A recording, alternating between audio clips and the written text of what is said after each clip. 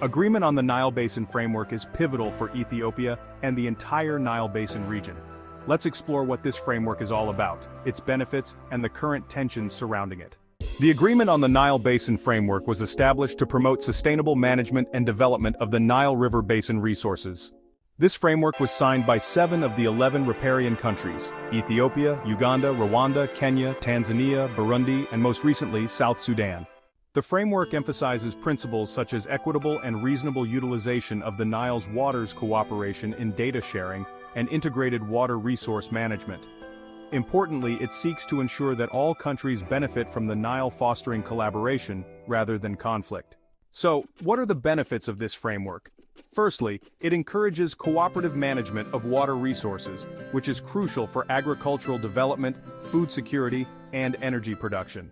For Ethiopia, this means enhancing its hydroelectric power generation, especially with the Grand Ethiopian Renaissance Dam, which can help meet its growing energy needs and promote economic development.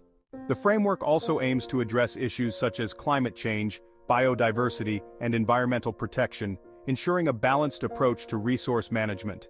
However, not everyone is on board with this agreement. Egypt and Sudan have expressed strong objections, citing concerns over their water security. They argue that the agreement undermines the colonial-era treaties, specifically the 1929 and 1959 agreements, that granted them significant control over the Nile's waters.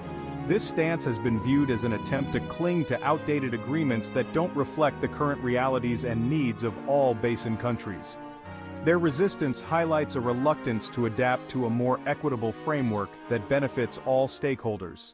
Despite these tensions, the framework represents a significant opportunity for dialogue and cooperation among Nile Basin countries.